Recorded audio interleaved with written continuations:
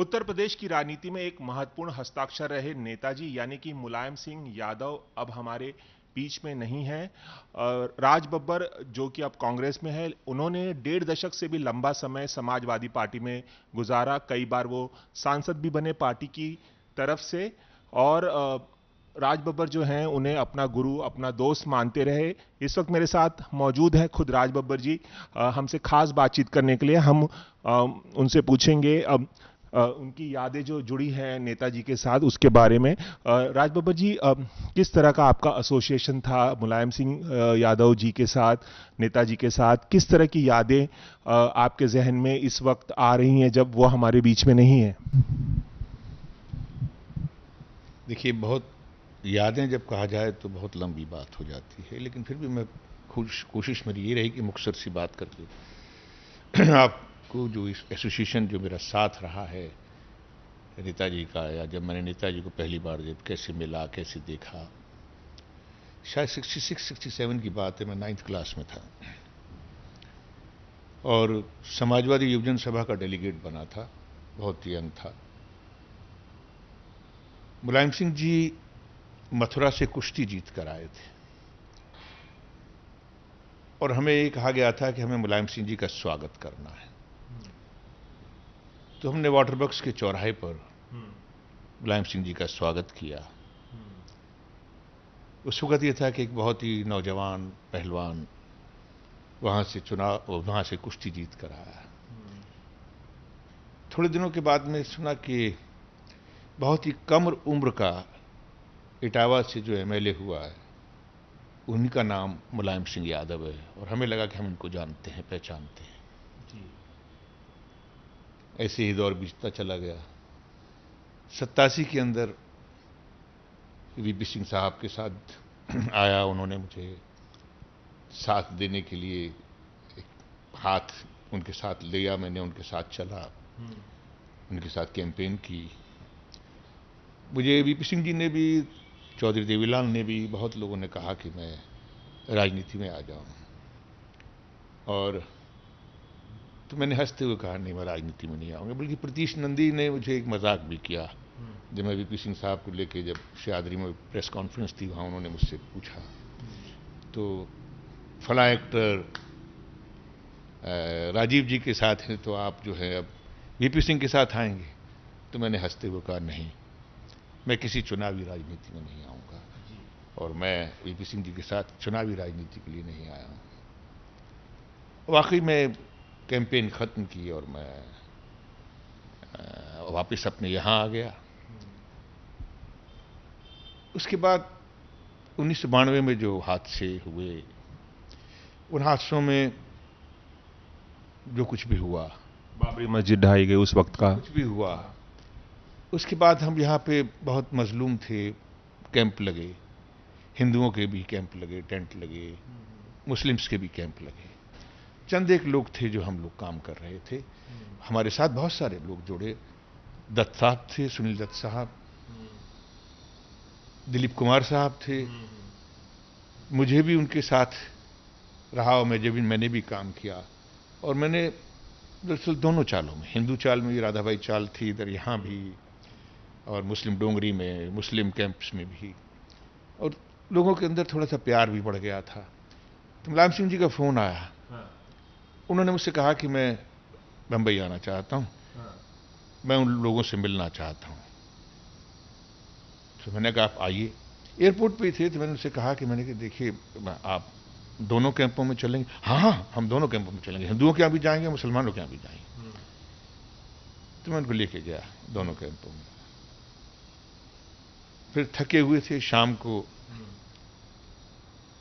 तो मैंने यहीं इसी घर में मैंने दिलीप साहब को फ़ोन किया। मैंने कहा मुलायम सिंह आए हुए हैं, तो आप चाहे तो मैं उनको आपके पास लेके आऊँ यहाँ? कहते नहीं, मैं आता हूँ। दिलीप कुमार साहब आए यहाँ। वो पहलवान थे तो मुझे हंसी आई। मैंने कहा मैं दारा सिंह साहब को भी बुलवाता हूँ। तो मैंने दारा सिंह जी को भी बुलवाया। आए हम लोगों ने, बहुत कोई ज़्यादा भीड़ भाड़ नहीं थी। तो बहुत एक ऐसा इंटरेस्टिंग कॉम्बिनेशन था। कि दिलीप कुमार, दारा सिंह, मुलायम सिंह जी और मैं, हम लोगों ने खाना वाना खाया, बैठे रहे, बातचीत हुई। क्या ये वही वक्त था जब उन्होंने परस्यू किया कि आप समाजवादी पार्टी को ज्वाइन करें? जब वो मुंबई आए थे तो समाजवादी पार्टी में आप कैसे आए? जनता दल से आपने शुरुआत की थी? नहीं, मैंने शुरुआत कैंपेन की थी।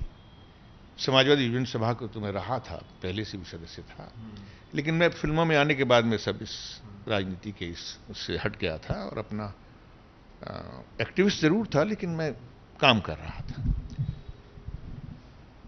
1992 में 93 में इनका फोन आया मुझे कि भाई मैं चलते चलते उन्होंने कहा कि मुझे तुम्हारी ज़रूरत पड़ेगी। तो मैंने कहा साहब जब ज़रूरत पड़ेगी बंदा तैयार है, आप जब भी कहें।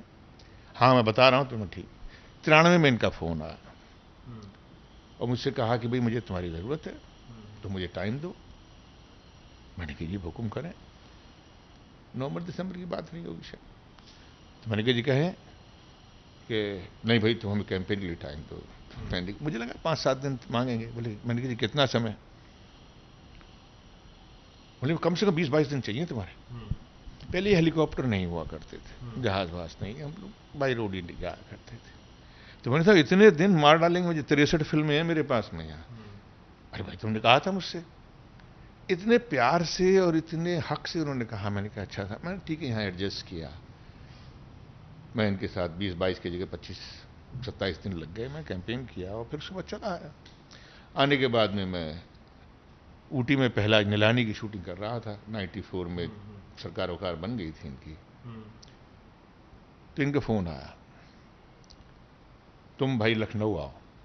मैंने कहा जी बताएं, मैं शूटिंग कर रहा हूँ। अरे तुम 1 दिन के लिए आ जाओ फिर चले जाना। तो मैंने पहलाज से कहा कि मैंने पहलाज मुझे यार बुला रहे हैं, क्या करूँ? कहता कोई बात नहीं एडजस्ट कर लेंगे, तुम हो आओ। मेरी समझ में आ रहा है क्यों बुला रहे हैं तुम। मैंने कहा समझ में तो मेरी भी आ रहा है यार, लेकिन मैं करूँगा नहीं। ठीक है, लेकिन उन्होंने बुलाया, मैं जाऊँगा। मैं आया लखनऊ। लखनऊ आने के बाद में उन्होंने मुझे कहा कि तुम राज्यसभा में मैं तुम्हें बना रहा हूँ। मैंने कहा साहब मैं मर जाऊँगा, मेरे को बहुत यहाँ पे काम कर रहा हूँ, मुझे यहाँ पे छोड़ना मेरे लिए मुश्किल होगा। अरे भाई ये भी तो काम ही है, तुम अपनी बात को कहो, बात को इस बड़े प्लेटफॉर्म पे कहो, सिनेमा के प्लेटफॉर्म पे कहते हो, यहाँ भी कहो। मतलब कुछ इस तरह से हक उनका एक था, बड़ा हक था, कुछ ऐसा लगता था जब भी वो बात करते थे। तो मैंने कहा ठीक है जी। तो उन्होंने एक बार नहीं आपको कई बार राज्यसभा में भेजा जब आप समाज? एक बार राज्यसभा में गया। मैं बंबई से चुनाव लड़ना चाहता था। दत्त साहब उस साल चुनाव नहीं लड़ रहे थे।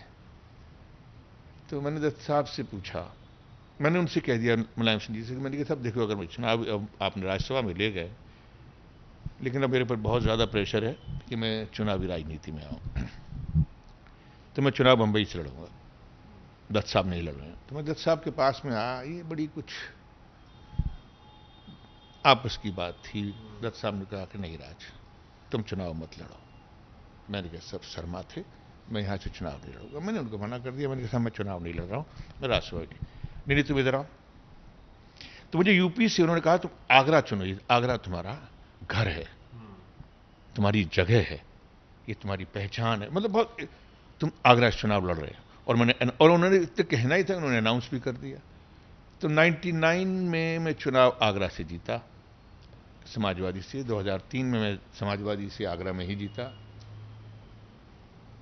कुछ ऐसे हुए, राहें थोड़ी सी डगमगाई, बदल गए, हम लोग अलग हो गए। मैंने 2009 में 2008 की दिसंबर में कांग्रेस ज्वाइन कर ली और 2009 में मुझे मैं जानना चाहूंगा कि बहुत एकाधिकार से वो आपको आदेश दिया करते थे, आप पालन करते थे, चाहे चुनावी अभियान की बात हो, चुनाव लड़ने की बात हो, राज्यसभा की बात हो। मैं जानना चाहूंगा कि उनकी जो शख्सियत थी उसके खास पहलू क्या थे, उस पर अगर आप गौर फरमाएं कि किस तरह से उनका स्वभाव था, कैसे वो मिलते जुलते थे, इसके बारे में कुछ बताएं। उनकी खासियत क्या थी पर्सनालिटी की? देखिए उस व्यक्तित्व के बारे में, व्यक्ति नहीं कहूँगा, उस व्यक्तित्व के बारे में मैं यही कह सकता हूँ कि शायद बहुत सारे लोग नेता हैं, लेकिन नेताजी सिर्फ 2 ही लोगों को कहा जाता है मेरी होश में, तो एक चंद्रशेखर जी को या मुलायम सिंह जी को। ये दो लोग ही नेताजी कहलाए हैं। और ये और दोनों के साथ में मेरी कुर्बत रही है, बहुत करीब रहा हूं मैं, मेरे साथ पहचान भी, जान भी, आशीर्वाद भी रहा। इनकी सबसे बड़ी खासियत थी कि इनके साथ में जो धरती पुत्र जुड़ा था, ये वाकई धरती का आदमी था।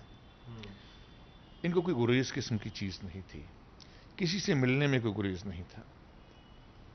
अगर वर्कर के साथ में वर्कर भिड़ गया, सड़क पे खड़ा हो गया और उनसे कहा कि मुझे मिलना है, तो ये सिक्योरिटी बॉडी को धक्के देता, हट हट हट हट। कौन है, क्या है, ये उसके साथ में उसकी बात सुनते थे और बाकायदा अगर उसकी बात में कोई सच्चाई होती तो उसको बुलवाते थे, चाहे मुख्यमंत्री रहे हों चाहे ना रहे हों। ये तो एक शख्सियत थी ऐसी कि जिसने अपना बनाया लोगों का। उन्होंने लोगों को जोड़ा है और लोगों को बुला बुला के जो कह सकते हैं, जो बोल सकते हैं, उनकी आवाज को बड़ा प्लेटफॉर्म दिया है। और उनमें से मैं कहूं कि मुझे ही बुलाया उन्होंने नहीं, बहुत सारे ऐसे लोग हैं जिनको राज्यसभाएं भी दी, जिनको बड़े प्लेटफॉर्म भी दिए, जिनको चुनाव भी लड़वाए। खासियत ये थी कि जो दलित पिछड़े वर्ग के जो लोग थे या जो हाशिए पे पड़े लोग हैं, उनसे एक खास कनेक्ट था, इसलिए उन्हें धरती पुत्र कहा जाता था। जमीन से जुड़े हुए नेता माने जाते थे, इसलिए नेताजी कहलाते थे। बिल्कुल आप सच कह रहे हैं। और मेरे साथ ये इंटरेक्शन जब मैं कैंपेन के लिए मुझे 93 में बुलाया था, 94 या 93 की बात है, जब मुझे बुलाया था तो पहली मीटिंग कानपुर में हुई थी। और उस कानपुर की मीटिंग के अंदर कांशीराम जी भी थे। उस वक्त बहुजन समाज पार्टी और समाजवादी एक साथ थे।